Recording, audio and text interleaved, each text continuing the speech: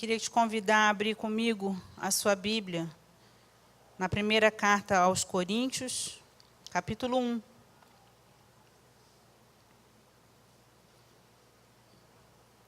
Primeira carta aos Coríntios, capítulo 1.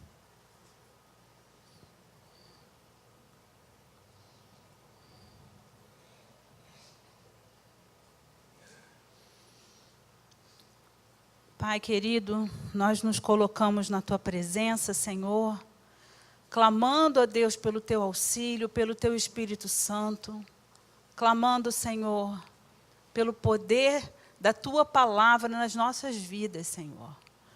Vem, Senhor Deus, imprimir nos nossos corações a Tua palavra, trazer-nos, Senhor, o entendimento de coisas que às vezes passam desapercebidas, e fazer com que essa palavra, Senhor, se torne parte das nossas vidas de tal forma, Senhor, que venhamos a nos conformar com ela, Pai. Senhor, abençoa-nos. Abençoa-nos de uma forma extraordinária, miraculosa, Senhor. E molda-nos a Tua imagem e a Tua semelhança, trazendo-nos entendimento, em nome de Jesus. Amém, Senhor. A Bíblia diz que nós precisamos ser soldados que manejam bem a palavra da verdade. Eu quero ver quem é que está bem articulado, que a gente vai abrir um bocado da Bíblia hoje. Vamos ver. Quem é que consegue abrir rápido? 1 Coríntios, capítulo 1, no versículo 18, a palavra do Senhor nos diz assim: certamente a palavra da cruz é loucura para os que se perdem, mas para nós que somos salvos, poder de Deus. Pois está escrito: destruirei a sabedoria dos sábios e aniquilarei a inteligência dos instruídos. Onde está o sábio? Onde o escriba? Onde o inquiridor deste século? Porventura, não tornou Deus louca a sabedoria do mundo? Visto como na sabedoria de Deus o mundo não o conheceu por sua própria sabedoria, aprove a Deus salvar os que creem na loucura da pregação. Porque tanto os judeus pedem sinais, como os gregos buscam sabedoria. Mas nós pregamos a Cristo crucificado, escândalo para os judeus, loucura para os gentios. Mas para os que foram chamados, tanto judeus como gregos, pregamos a Cristo, poder de Deus e sabedoria de Deus. Porque a loucura de Deus é mais sábia do que os homens, e a fraqueza de Deus é mais forte do que os homens.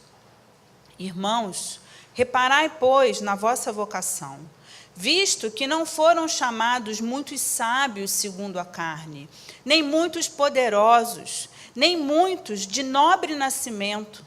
Pelo contrário, Deus escolheu as coisas loucas do mundo para envergonhar os sábios, e escolheu as coisas fracas do mundo para envergonhar os fortes.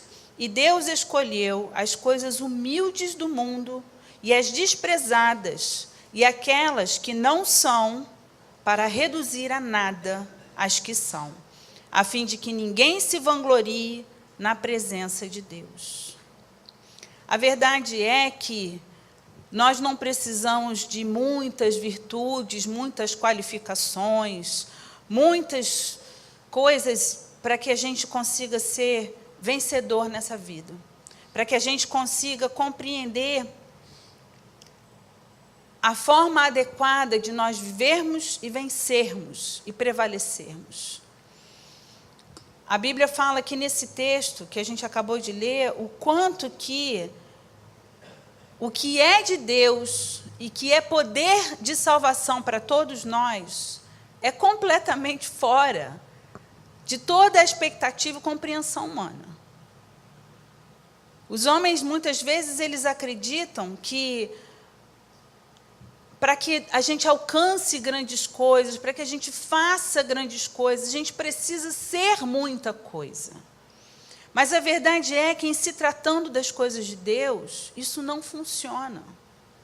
Isso pode funcionar para as coisas do mundo. Se, de fato, eu quero fazer algo grande do ponto de vista profissional, material, eu vou precisar me especializar, vou precisar estudar muito, eu vou precisar me empenhar em muitas coisas para me destacar e ter uma inteligência acima da média para poder fazer algo extraordinário. Mas, em se tratando das coisas de Deus, daquilo que vem do alto, daquilo que realmente me capacita a viver de uma forma vitoriosa, porque eu posso ser muitas coisas nesse mundo, mas isso não significa que eu seja um vencedor. Eu posso vencer em muitas coisas que o mundo entende como vitória, mas diante de Deus essas coisas não são vitória. Vocês entendem o que eu quero dizer? A gente precisa distinguir o que é humano, o que é mundano e o que é de Deus e o que é eterno.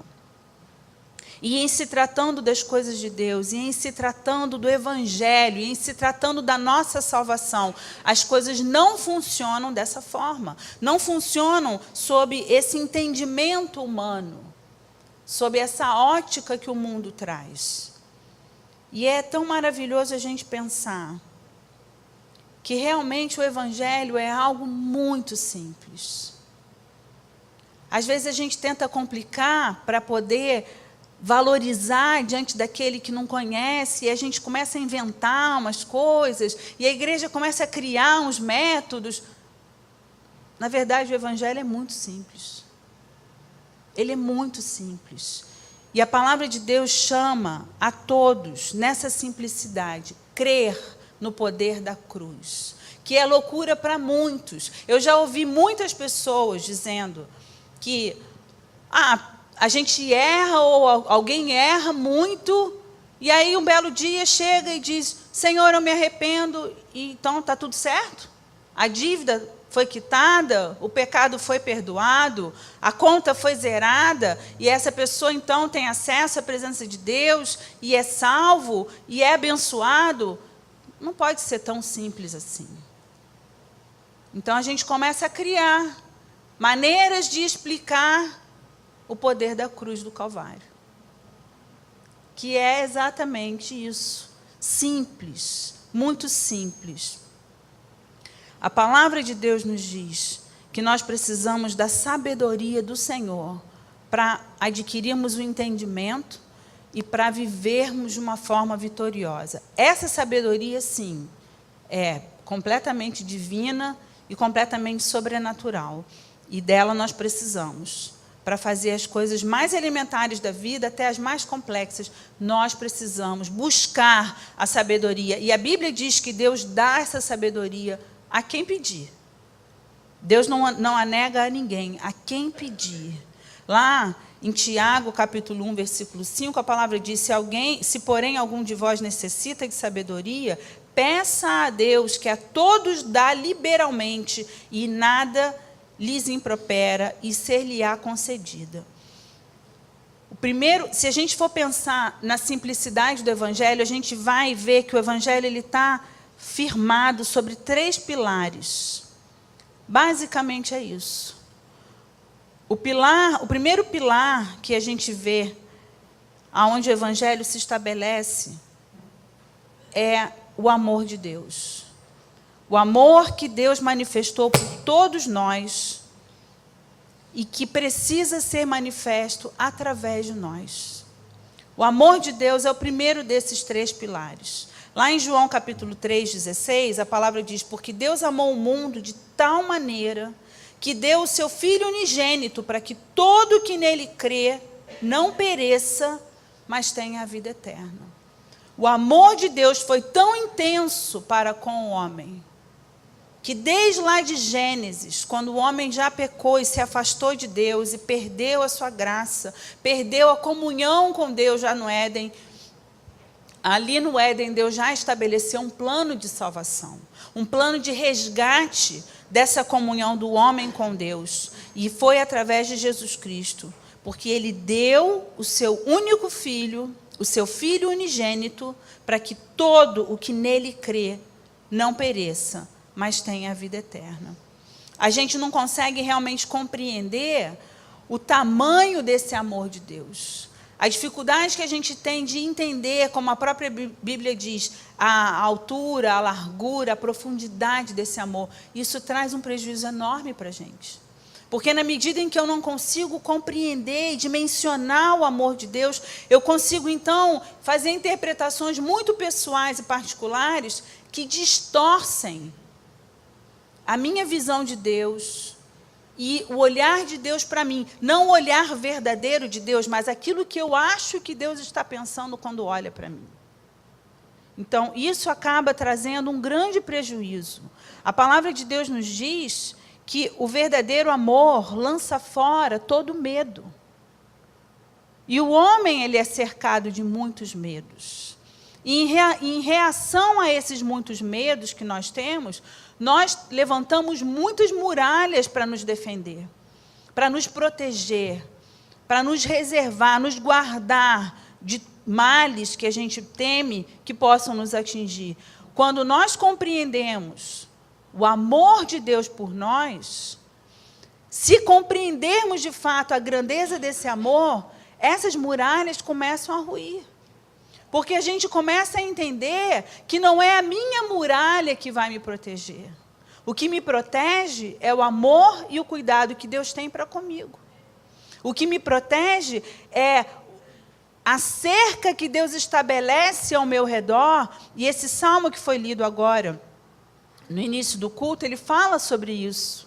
Ele fala que Deus trouxe o seu povo, estabeleceu, deu-lhe uma terra, estabeleceu uma vinha que foi trazida do Egito e que essa vinha se apoderou daquela terra e se espalhou. E então Deus tirou a cerca.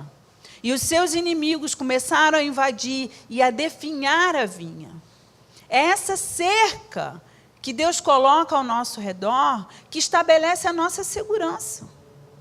E essa segurança é em relação a todas as coisas na vida da gente. Em toda e qualquer circunstância ou situação, o amor de Deus é que me guarda. O amor de Deus é que me protege. E é no conhecimento e na convicção desse amor que eu preciso me desarmar e me aquietar e saber que Deus é Deus e que Ele não falha, e que Ele não dorme, e que Ele não dá as suas costas, e que Ele não se esquece de nós. Ele cuida de nós. Em Efésios capítulo 3, abra por favor a sua Bíblia, capítulo 3, versículo 14.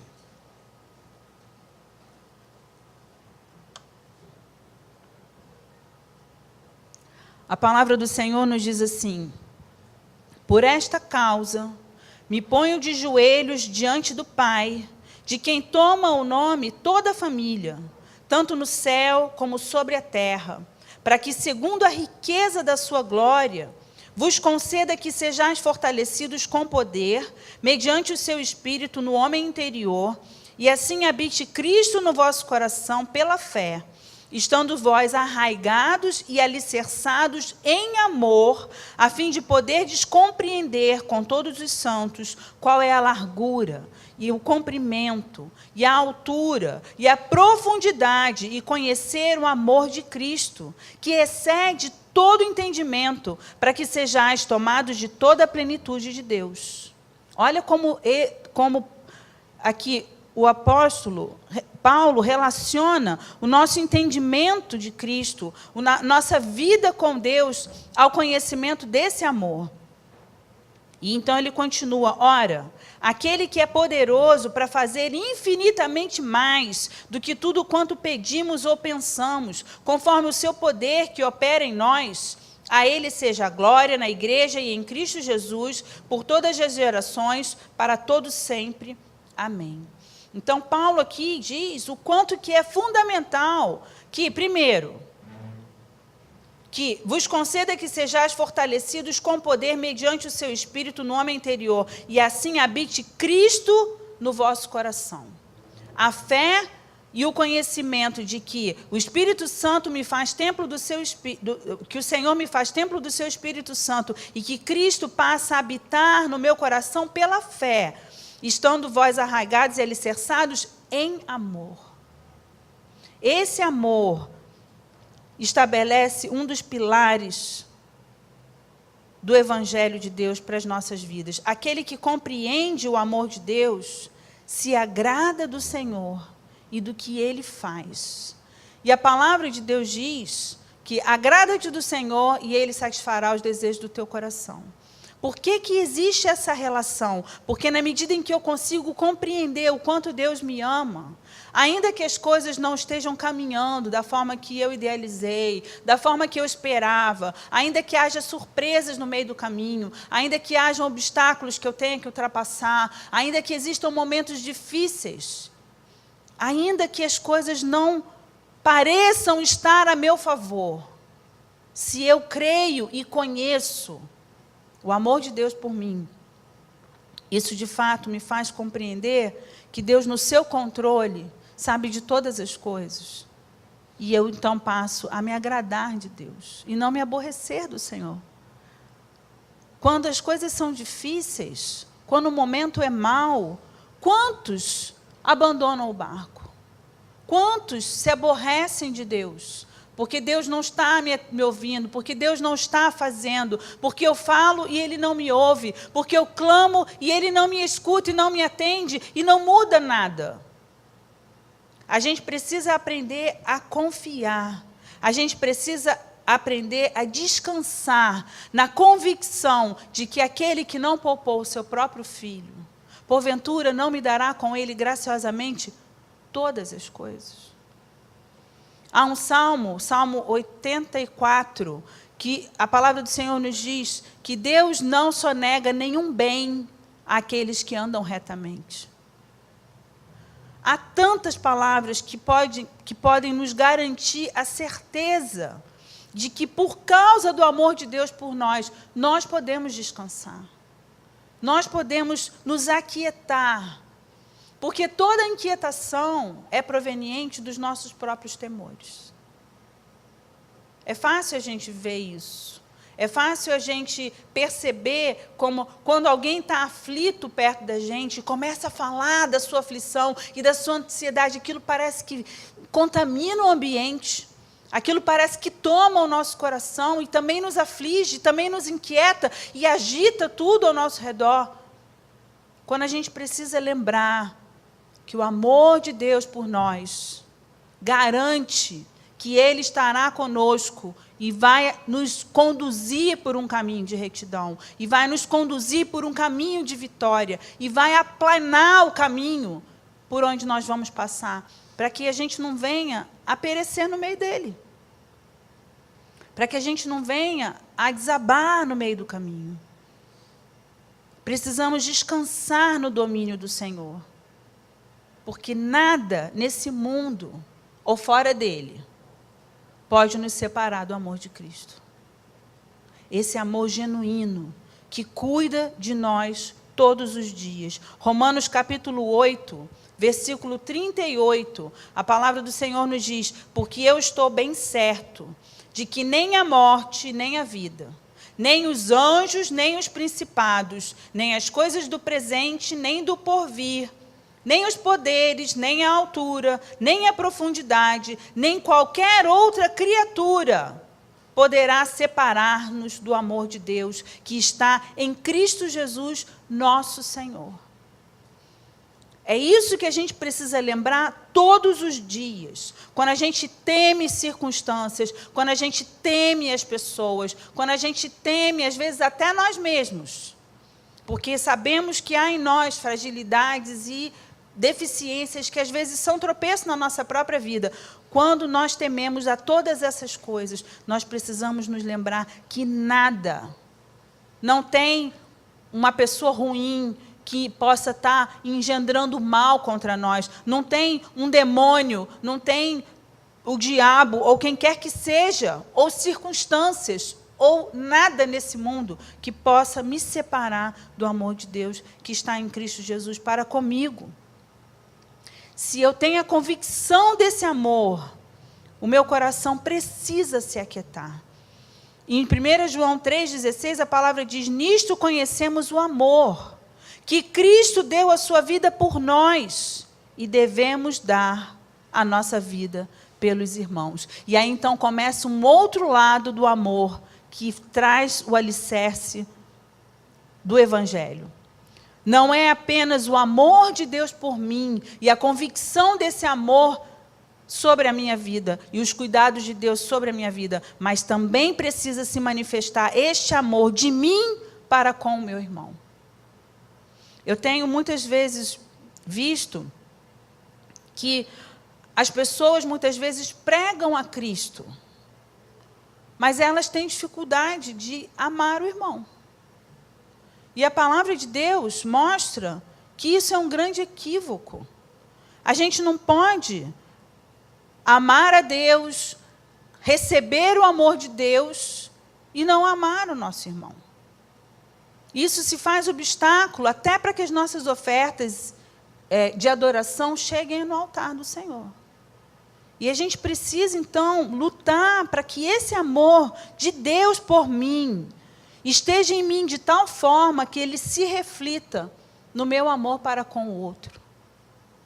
Eu preciso conseguir superar toda e qualquer dificuldade de amar. Sejam mágoas, sejam ressentimentos, sejam decepções, o que quer que seja. A gente precisa conseguir ultrapassar todos esses obstáculos, as nossas diferenças. Nós somos diferentes. Mas nós precisamos, apesar das diferenças, termos o zelo e o cuidado de enxergar aquele que está ao nosso lado e cuidarmos dele com zelo, como Deus cuida. É curioso a gente pensar que, às vezes, quando as coisas não são nossas, a gente não tem o mesmo cuidado. Mas eu sempre tive a preocupação de... Eu sempre disse isso, de um modo geral. Eu não gosto de pegar coisas emprestadas.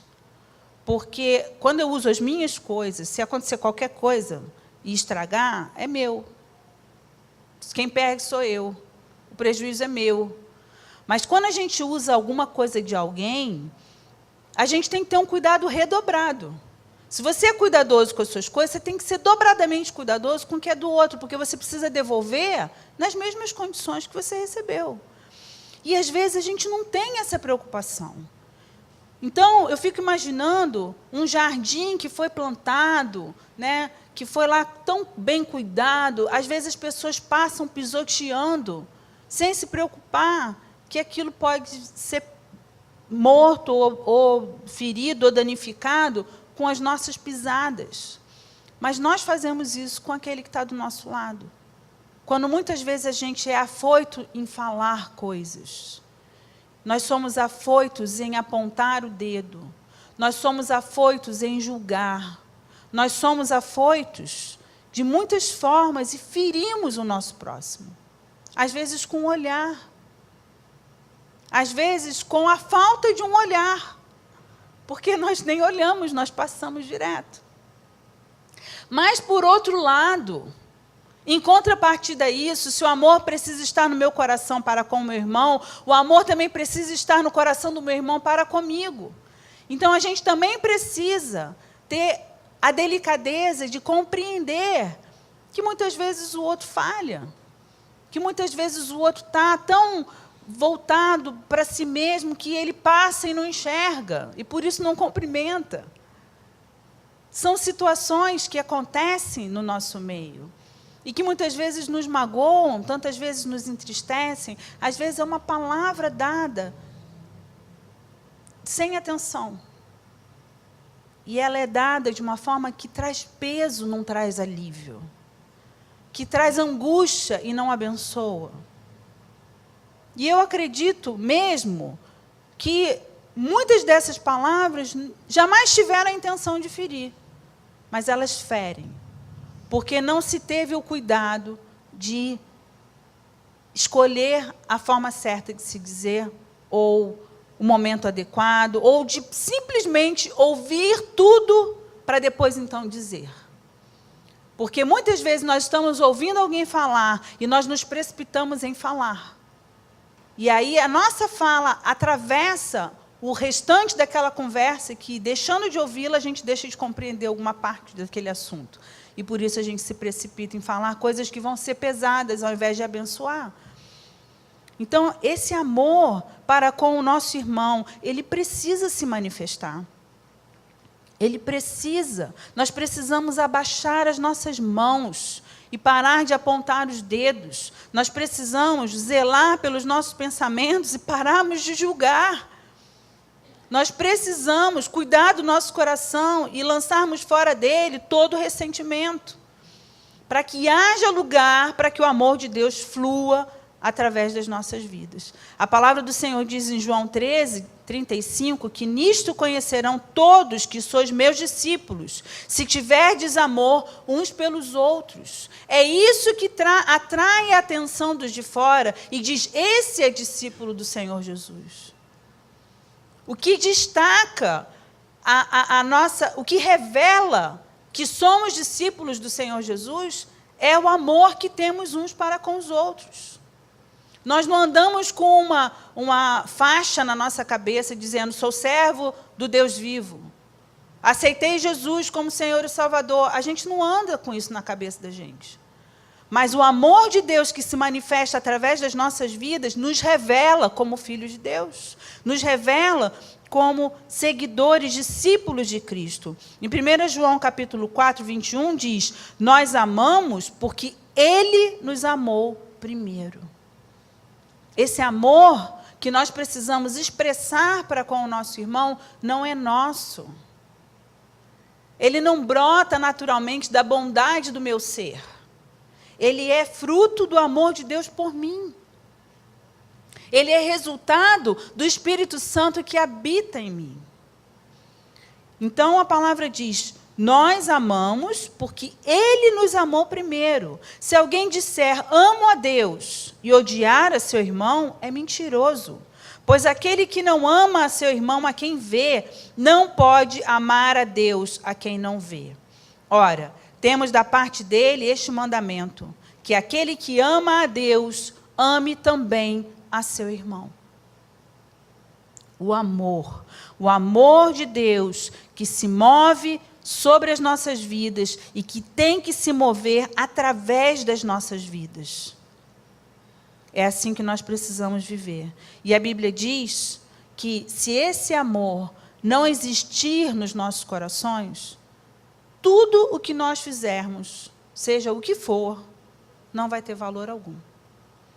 Lá em 1 Coríntios, capítulo 13, um texto tão conhecido, a palavra de Deus diz, ainda que eu fale a língua dos homens, dos anjos, se não tiver amor, serei como bronze que soa, como símbolo que retine. Eu acho gozado, assim, Paulo falar sobre essas coisas, dessa forma, porque ele começa a falar de coisas que a igreja se vangloria, como se isso mostrasse muita espiritualidade.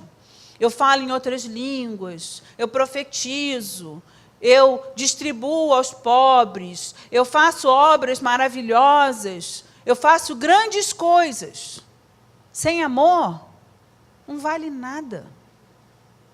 Não vale nada. E aqui a palavra continua, ainda que eu tenha o dom de profetizar, e conheça todos os mistérios, e toda a ciência, ainda que eu tenha tamanha fé, a ponto de transportar montes, se não tiver amor, nada serei. Vocês veem a profundidade da necessidade de nós amarmos. Porque nós podemos fazer e acontecer na obra de Deus. Se isso tudo não for regado de um verdadeiro amor, isso não tem valor. Isso não redunda em glória e nem em galardão e nem em coisa alguma para as nossas vidas. Ainda que eu distribua todos os meus bens entre os pobres, e ainda que entregue o meu próprio corpo para ser queimado, se não tiver amor, nada disso me aproveitará. Você pode se sacrificar ao máximo. Fazer todos os sacrifícios que você tem em mente para servir a Deus na sua obra. Se a sua obra não for feita com amor, esse sacrifício é em vão. o seu esforço é em vão. E é óbvio que nenhum de nós anseia se esforçar em vão. Nós queremos nos esforçar para colhermos frutos. Nós queremos nos esforçar para estarmos semeando e depois colhendo. Ninguém quer se esforçar para uma colheita que jamais vai nascer. A gente quer semear e a gente quer colher. Então, tudo que nós fizermos precisa ser feito com amor. O amor é paciente. Quantas vezes nós somos impacientes? O amor é benigno. A benignidade é fazer o bem. Fazer bem não precisa ser algo muito extraordinário. Às vezes, alguém precisa tanto que basta você estar do lado e olhar com amor e misericórdia que você já está abençoando. Basta você ser gentil e você já vai estar abençoando. Basta você gastar, às vezes, um pouco do seu tempo para ouvir alguém que precisa falar. Você já vai estar abençoando. E a gente, às vezes, bota o evangelho como uma coisa tão complexa. Eu preciso fazer tanta coisa, eu preciso deixar isso, abandonar aquilo, e ir para ali, ir para cá, é fazer acolá. E, no final das contas, parece que é tão difícil. Não é difícil, é simples. Só que nós não prestamos atenção nas coisas que precisamos prestar. A gente começa a buscar coisas mais complexas. E a simplicidade do evangelho é isso. É viver essa palavra simples. O amor é paciente. O amor é benigno. O amor não arde em ciúmes. A gente pode aceitar que aquele amigo nosso que a gente ama tanto, também tenha outros amigos que o amem, e que ele ame a gente e ame os outros. Ou a gente pode aceitar coisas que não me ponham em estado de insegurança, porque eu não me sinto tão amado assim, porque o meu amigo, ou quem quer que seja, foi mais atencioso. Nossa, como ele prestigiou a outra pessoa, como elogiou, como fez isso, como fez aquilo. E, na verdade, a gente se sente inseguro, porque o outro está sendo exaltado. A exaltação do outro diminui a sua virtude? A exaltação do outro diminui as suas qualidades? Ou tanto que você também é apreciado? Uma coisa não tem nada a ver com a outra. O que o outro faz de bom, em nada tem a ver com as virtudes e as conquistas das suas boas ações. Ou do seu bom proceder, ou de tudo que você tem se empenhado por fazer. Ah, mas elogiaram o outro, não elogiaram a mim. Às vezes acontece, mas não importa, porque aquele que vai me presentear de fato, jamais vai se esquecer do que eu faço ou do que eu deixo de fazer. É preciso que a gente realmente creia que aquilo que eu faço por amor, aquele que sonda mente e coração, vai se agradar. Porque ele sabe o que eu faço com amor.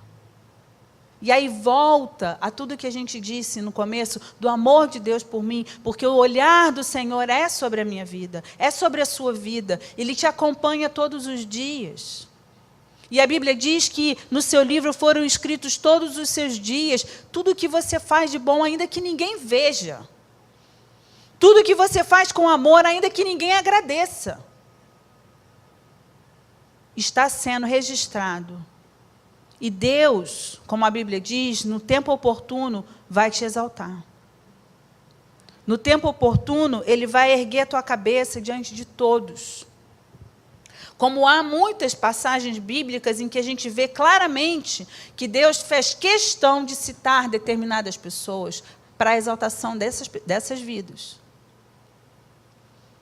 Então, a gente precisa ver que realmente Deus é fiel. O amor não arde em ciúmes, ele não se ufana, ele não se ensoberbece, ele não é cheio de orgulho, ele não permite que a vaidade permeie ele, porque a vaidade contamina. E se nós não vigiarmos a nossa vaidade, que é uma coisa muito natural da nossa carne, ela vai contaminar o amor de Deus.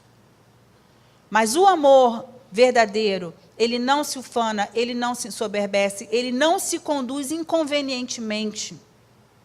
Não procura seus próprios interesses, não se exaspera, não se ressente do mal. Esse é o verdadeiro amor. Não se ressente do mal, não se alegra com a injustiça. Sabe aquela coisa que você às vezes torce para que o outro se dê mal? Deus não se agrada, e o amor de Deus não se agrada com a injustiça, mas regozija-se com a verdade. Tudo sofre, tudo crê, tudo espera, tudo suporta, o amor jamais acaba. O verdadeiro amor jamais acaba. O segundo pilar desses 3 pilares, onde o Evangelho está fincado, é a fé. Em Hebreus 11, a palavra de Deus nos diz, de fato, sem fé é impossível agradar a Deus. Porquanto é necessário que aquele que se aproxima de Deus creia que Ele existe e que se torna galardoador dos que o buscam. Então, é preciso que eu tenha fé. Fé nesse Deus vivo e verdadeiro. Nesse Deus soberano que tem a regência e o domínio de todas as coisas. E que, apesar da sua grandeza, apesar de toda a sua plenitude e domínio, Ele se importou comigo. E como foi o texto que a gente leu lá no começo, Ele se importou com aqueles que nada são. E eu dou graças a Deus de não ser coisa nenhuma. Porque Deus me enxergou e me pensou no meio da minha incredulidade e me mostrou a verdade. Quando eu fui resgatada para Jesus, eu batia no peito dizendo que eu não cria em Deus. Eu não creio em Deus. Por quê? Porque eu sempre criei em Deus. E em algum momento da minha adolescência eu me decepcionei. E por conta da minha decepção eu comecei a dizer então que eu não cria em Deus. Sabe por que eu me decepcionei? Porque eu fui buscar a Deus. E o que eu encontrei no meio daquelas pessoas não foi o amor de Deus. Foram as características humanas que fazem a diferença, que fazem as panelinhas, que olham com aquele olhar de desprezo, de alto a baixo, e que não deixa fluir o amor verdadeiro. E naquele momento, na minha fragilidade, eu olhei aquilo e aquilo apagou a minha fé. Então eu passei a defender a ideia de que Deus não existia. E no meio dessa minha convicção, Deus veio se revelar a mim. E Ele me trouxe a verdade. E o mais curioso é que, quando eu comecei a frequentar uma igreja evangélica, eu não fui para a igreja com a intenção de buscar Deus. Eu fui para a igreja porque na igreja tinha coral e tinham amigos divertidos. Eu fui em busca de uma coisa e Deus me trouxe outra muito superior. Muito, muito, muito superior de tudo que eu estava buscando. E a palavra de Deus, então, nos diz que é necessário que nós creiamos que Ele existe e que Ele se torna galardoador dos que o buscam. Todo esforço que nós fazemos de buscar a Deus nunca nem jamais será em vão. Deus há de nos presentear sempre. Ele há de nos abençoar sempre, ainda que o momento diga o contrário. Deus tem reservado para nós as suas ricas promessas. Nós precisamos ter fé no poder da cruz, fé na palavra de Deus e fé em suas promessas. A fé no poder da cruz. O Senhor Jesus, antes de expirar, com grande voz, Ele disse, está consumado. A obra foi completa. Ah, mas eu ainda não fiz tudo o que eu tinha que fazer, mas eu fiz o que eu tinha que fazer, diz o Senhor. Deus fez tudo o que era preciso para que o caminho estivesse aberto para a nossa comunhão com Ele. A obra da cruz, ela traz sobre nós muitos benefícios. Tudo foi feito na cruz. O plano da salvação, anunciado em Gênesis, se consumou na cruz do Calvário. E se você for reler o texto da crucificação de Jesus, você vai lembrar o quão Deus se manifestou em poder no momento em que Jesus expirou.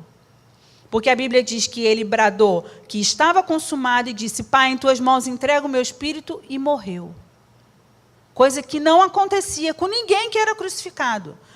Porque a pessoa ficava ali pendurada muito tempo, até que ela morresse, ou de gangrena ou sufocada.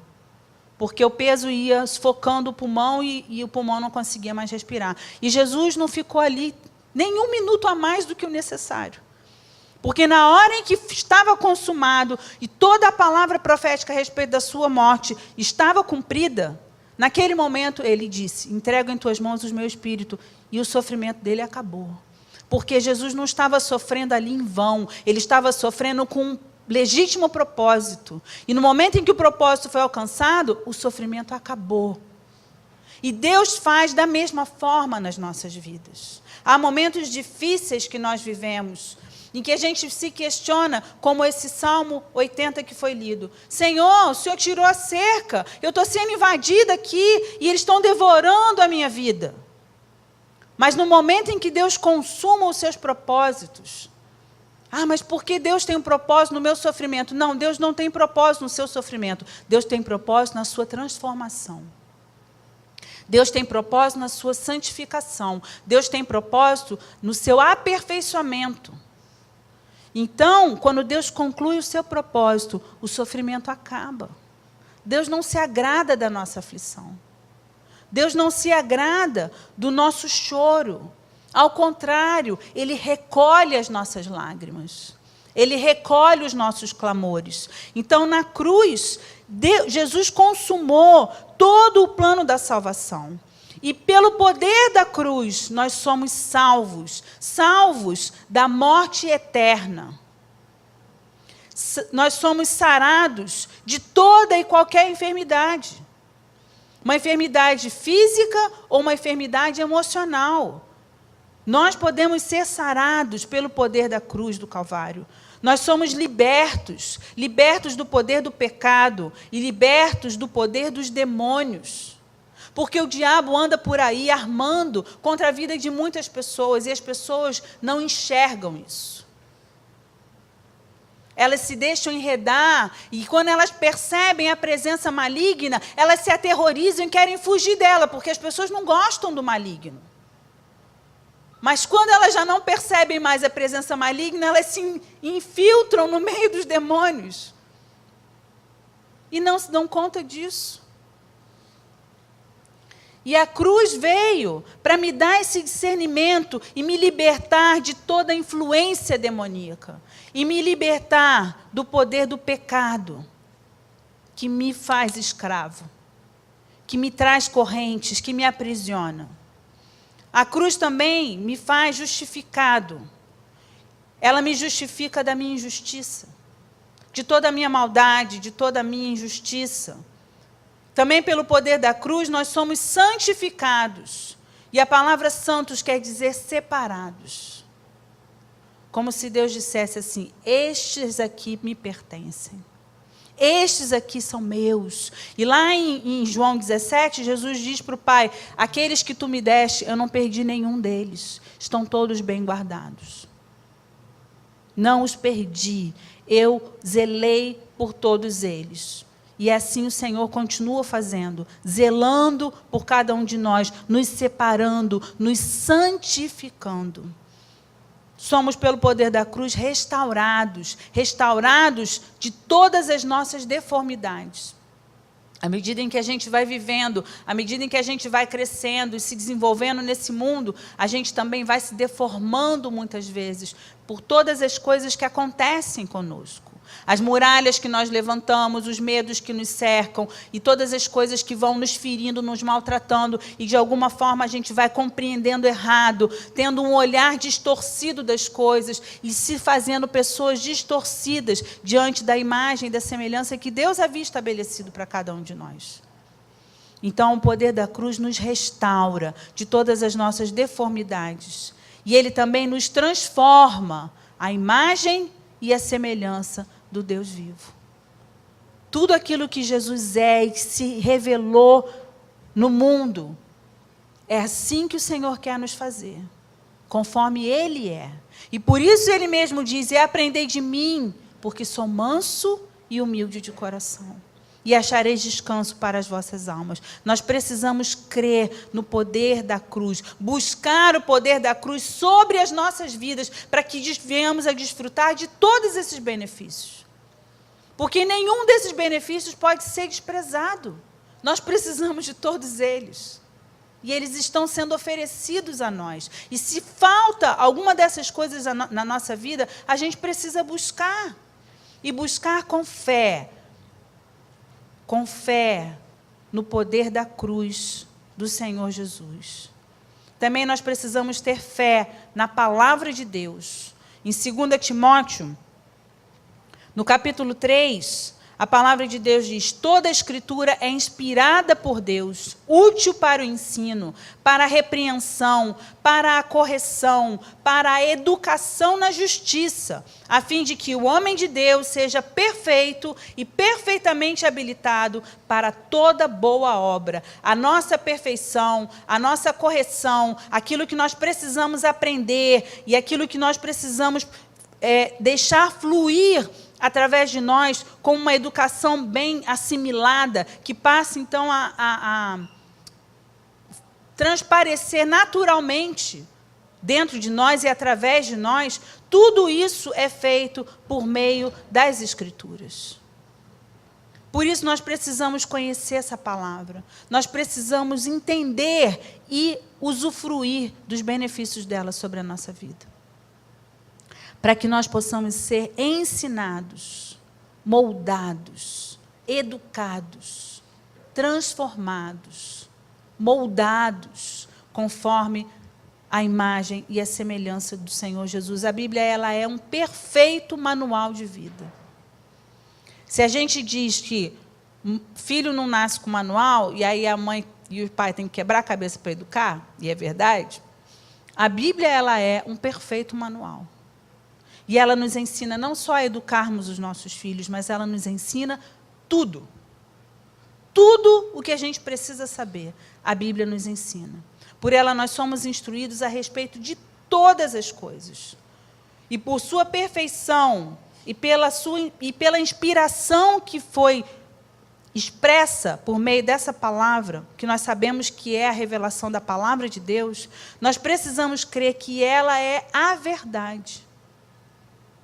E a Bíblia, sendo a verdade, ela reflete a voz do Deus vivo, que nos ensina e que nos instrui o caminho que nós devemos seguir.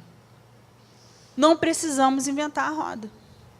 Mas, às vezes, a gente gosta de gastar tempo com isso. A gente tenta, de alguma forma, inventar uma coisa nova, para dizer que, uau, eu sou especial. O Evangelho é simples. A Bíblia é simples, a palavra de Deus é simples e ela é exata, e ela é precisa e verdadeira. Lá no Salmo 32, no versículo 8, a palavra de Deus nos diz assim, instruir-te-ei e te ensinarei o caminho que deves seguir. E sob as minhas vistas te darei conselho. Isso mostra que o Senhor, presente nas nossas vidas todo o tempo, Ele nos ensina o caminho e Ele, olhando para a gente, Ele vai nos aconselhando. Não, meu filho, você desviou para cá um pouquinho. Não, preste atenção, ali, ó, cuidado, tem uma pedra. E Ele vai nos instruindo, e Ele vai nos orientando. Porque muitas vezes nós caminhamos em momentos em que a gente não enxerga mesmo. Nem um palmo na frente do nariz. E aí, quando a Bíblia diz que lâmpada para os meus pés é a tua palavra e luz para os meus caminhos, eu vejo a imagem de uma lâmpadazinha presa no pé. E quando você dá o passo, ela ilumina aquele pedacinho ali. Aí você dá o outro passo, ela ilumina mais um pedacinho. Muitas vezes é assim que nós caminhamos. E por isso que o salmista diz, que o Senhor fala através do salmista, e sob as minhas vistas te darei conselho. Porque quando a gente não está enxergando nada, a gente só está enxergando o pedacinho que a gente está pisando, é ali que a gente mais precisa de toda a instrução que vem da parte do Senhor. Para que a gente não se atemorize, para que a gente não tema, para que a gente continue caminhando. Não sejais como o cavalo ou a mula, continua o Salmo, sem entendimento, os quais com freios e cabrestos são dominados, de outra sorte não te obedecem. Por que o salmista se preocupou em dizer isso? Porque muitas vezes o Senhor está nos ensinando o caminho que nós devemos seguir. Ele está nos aconselhando e nos instruindo. E nós estamos teimando. Teimando em fazer a nossa própria vontade. Teimando em fazer as coisas do nosso jeito. E então ele diz, não sejais como o cavalo ou a mula, sem entendimento. E de fato, às vezes, a gente fica mesmo igual mula empacado. E isso é terrível. Porque a gente sofre as consequências da nossa teimosia. Quando nós insistimos nos nossos próprios caminhos, nós perecemos e sofremos. Nós prolongamos o nosso sofrimento. Quando o povo saiu do Egito para chegar na Terra Prometida, o tempo daquela viagem duraria 2 anos. 2 anos de deserto, 2 anos de comer apenas o maná, 2 anos de ter a provisão da água vinda de uma pedra, 2 anos de um caminho que você não conhecia, de uma terra árida, em que você não trabalhava, não produzia, não tinha segurança. Era um caminho estranho, um caminho perigoso, um caminho arisco, um caminho difícil. 2 anos. O povo passou no deserto 40 anos. E todos que saíram do Egito morreram no deserto. Apenas Josué e Caleb entraram na Terra Prometida. Por quê? Porque foram teimosos como a mula, empacados como um cavalo rebelde, que não se deixou adestrar, que não se deixou ensinar. E o Senhor Jesus, Ele quer nos ensinar. Ele quer nos fazer maleáveis nas suas mãos para dar a forma certa às nossas vidas. Mas quando nós somos teimosos, quando nós persistimos no nosso direito, nas nossas convicções, nas nossas certezas, na nossa justiça própria, nós aumentamos o tempo do nosso sofrimento. Aumentamos o tempo da nossa caminhada, da nossa espera, enquanto a gente anseia tanto sair do deserto. E outra coisa que a gente precisa compreender, a Bíblia, ela é atemporal. Ela não se restringe a um tempo ou a alguma época. Ela é válida para qualquer tempo e para qualquer época. Sabe por quê? Porque ela é a palavra de Deus. E a Bíblia diz que Deus é o mesmo ontem, hoje e eternamente. Então, se Deus não muda, a sua palavra não pode mudar. A sua palavra é a mesma. A palavra de Deus é a mesma para todos os tempos. Só que a igreja, muitas vezes, está moldando essa palavra, modernizando a palavra para se ajustar no mundo atual. Cada vez que você tira um pedaço da Bíblia, porque ele já não está de acordo com o mundo que nós vivemos, mas isso é atrasado, não combina mais. Você perde uma parte de vida. Você perde uma parte de saúde. Física, mental e espiritual. A Bíblia é atemporal. E a fé nas promessas. Em tempos difíceis, quando os campos não branquejam, quando a gente não vê coisa nenhuma, tudo parece árido, deserto, a noite parece que não acaba nunca, nunca o dia amanhece. Ou então, mesmo quando a gente está em festa, achando que está tudo ótimo, tudo está maravilhoso, tudo está tão lindo, nós sempre precisamos lembrar das promessas de Deus. E crer nelas e guardá-las. Em Tito, capítulo 1, a Bíblia diz, na esperança da vida eterna, que o Deus que não pode mentir prometeu antes dos tempos eternos. O Deus que não pode mentir prometeu. Quantas coisas o Senhor nos prometeu através dessa palavra. Nós podemos citar algumas dessas coisas gloriosas que Deus prometeu para todos nós. Eis que estou convosco todos os dias, até a consumação dos séculos.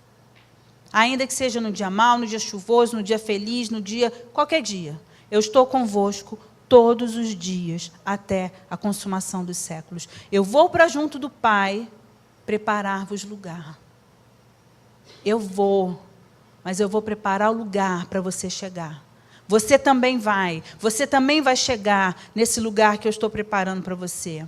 Vos enviarei o Consolador, o Espírito da verdade, o meu Espírito, que sonda o meu coração e conhece todos os meus planos. É esse Espírito que vai habitar em você e vai te animar, e vai te consolar, e vai te fortalecer, e vai te conduzir, e vai te ensinar, te convencer da verdade, da justiça, do juízo, te conduzir ao arrependimento.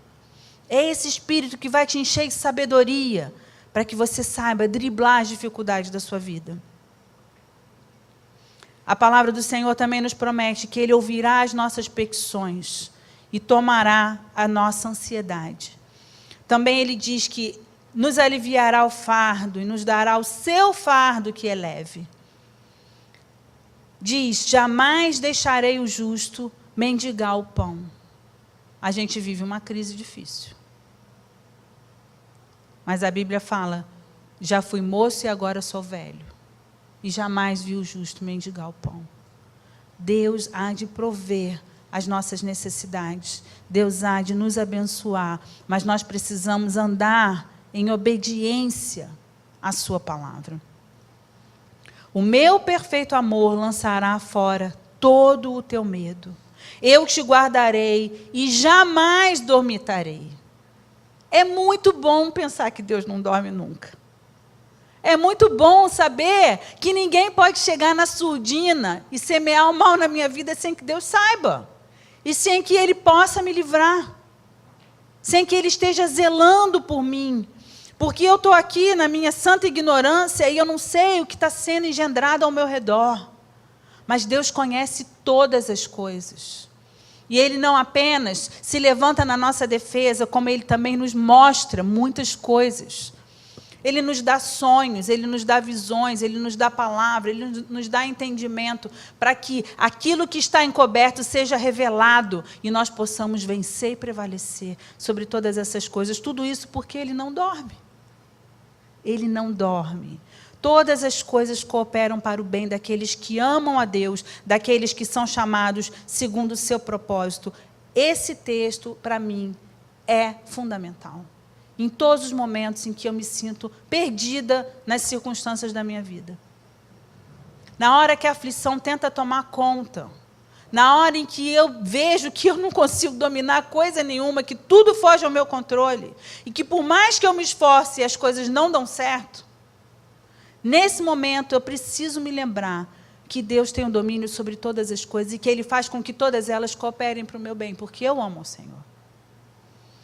Todas as coisas cooperam para o bem daqueles que amam a Deus. E o Senhor Jesus nos diz, eu venci o mundo e vocês vencerão juntamente comigo. E por fim, o Senhor nos diz, voltarei para buscar a minha noiva. Esse é o momento mais glorioso. A volta do Senhor Jesus, que é certa e infalível. Nós não sabemos o dia, nós não sabemos a hora, mas Ele vai voltar. E vai pegar muitos desprevenidos, distraídos, desarrumados, despreparados. Mas que nós estejamos prontos para a volta do Senhor Jesus. E por fim, o terceiro pilar que alicerça esse evangelho tão simples é a santidade. Arrependimento de pecados e disciplina em viver a palavra de Deus. Nós podemos crer no amor de Deus, nós podemos crer e termos fé nas suas promessas, na sua palavra, em todas essas coisas que nós já dissemos, mas se nós não zelarmos por estarmos fora de uma vida de pecado, se nós não zelarmos por caminharmos na santidade de Deus, de que isso vai valer? Nós não podemos usufruir disso. Em Hebreus capítulo 12, no versículo 14, a palavra de Deus nos diz: segui a paz com todos e a santificação, sem a qual ninguém verá o Senhor, atentando diligentemente, porque ninguém seja faltoso, separando-se da graça de Deus, nem haja alguma raiz de amargura que brotando vos perturbe e por meio dela muitos sejam contaminados, nem haja algum impuro ou profano, como foi Esaú, o qual por um repasto vendeu o seu direito de primogenitura. Esaú pecou seriamente, porque ele banalizou aquilo que era eterno e divino.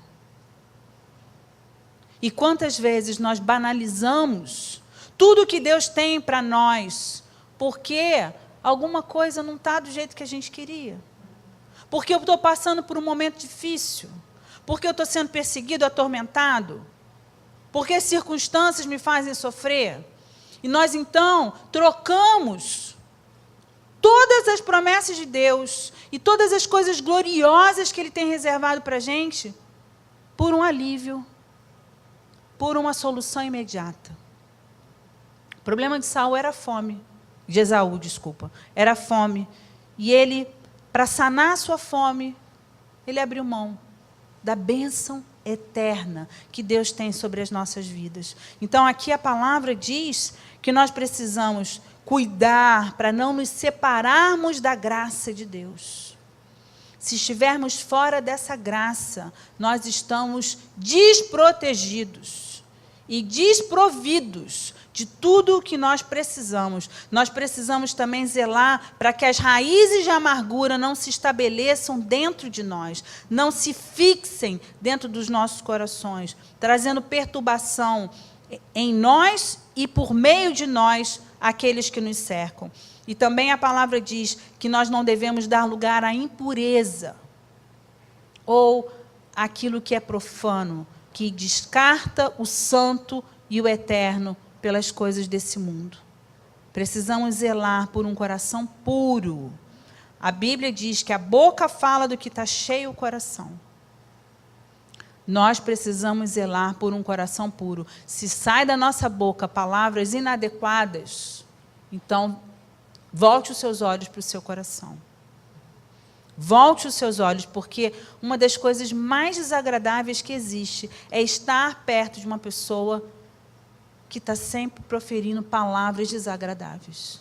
Sejam palavras, os palavrões, sejam palavras de queixa, de murmuração, de crítica, de acusação. São palavras que desagradam os nossos ouvidos, são palavras que pesam, são palavras que tornam o ambiente ruim. Nós nos tornamos pessoas maldizentes, que não sabem ser gratas, porque só veem as coisas ruins e só falam das coisas ruins. Então, a nossa gratidão vai para o ralo. Porque jamais uma pessoa maldizente consegue se agradar de Deus. Porque ela está sempre vendo e apontando para as coisas ruins. Tudo é ruim, tudo desagrada, tudo incomoda, tudo está sempre errado, está sempre me incomodando, e eu não consigo, então, usufruir do que é bom. Eu não consigo olhar para as coisas que são boas. Um coração na presença de Deus, santificado, com toda certeza, será um coração puro, que não vai dar lugar para amargura, para maledicência e para maus intentos. Sabe o que são os maus intentos? Quando a gente passa por situações em que parece que a gente torce até para o mal dos outros. Porque aquelas pessoas, de alguma forma, nos incomodam e a gente se pega torcendo para o mal. Isso não é algo de Deus. Isso não vem do Senhor. E a gente precisa zelar para que no nosso coração não haja maus intentos. Temos que zelar por mãos limpas, não apenas um coração puro, mas mãos limpas e livres de sangue e de corrupção. Nós precisamos zelar por mãos limpas e vestes alvas. Uma vida reta que caminha na justiça de Deus são as nossas vestes alvas. Em Apocalipse, a Bíblia fala sobre a vestidura de linho fino e branco, que são os atos de justiça dos santos. Essas são as vestes alvas, lavadas no sangue do Cordeiro, e permanecem alvas pela retidão daqueles que a vestem. Para fechar, eu queria que você abrisse comigo no Salmo 24, que a palavra do Senhor diz no versículo 3. Quem subirá ao monte do Senhor? Quem há de permanecer no seu santo lugar? O que é limpo de mãos e puro de coração, que não entrega a sua alma à falsidade, nem jura dolosamente. Esse obterá do Senhor a bênção e a justiça do Deus da sua salvação. Esse é o verdadeiro evangelho. Esse é o evangelho que nós devemos viver. É nele que nós devemos caminhar. O evangelho muito simples, alicerçado no amor de Deus, na fé em suas promessas e numa santidade de vida. Amém? Em nome de Jesus. Feche seus olhos por um momento. Pai, a Tua palavra é tão plena, Senhor. Ela é tão perfeita. Ela é tão rica, Senhor. Então, Jesus, eu quero te pedir, ajuda-nos, Pai. Ajuda-nos a sermos como um solo fértil, um solo preparado, uma terra tratada, enriquecida, aerada, regada, aonde essa palavra, sendo semeada, brote, e brote em abundância, Senhor. Nós podemos conquistar muitas coisas nessa vida, Pai. Podemos conquistar respeito, posição social, podemos conquistar riquezas, bens, podemos, Senhor, usufruir de prestígio. Mas, Senhor, todas essas coisas, assim como a nossa própria vida, são efêmeras. O tempo passa, tudo muda. A beleza é efêmera. Tantas pessoas, Senhor, que nasceram de uma forma tão privilegiadamente lindas. O tempo passa e aquela beleza de alguma forma se vai. Mas a beleza que vem de Cristo sobre as nossas vidas, a verdade da Tua palavra e dos Teus planos para nós, os lugares aonde o Senhor quer nos levar e a obra que o Senhor quer fazer através de nós, isso não passa. Isso é eterno. E nós vemos, Jesus, que diferente do que o mundo ensina, aonde os mais velhos são trocados, substituídos por pessoas mais jovens, com mais vigor.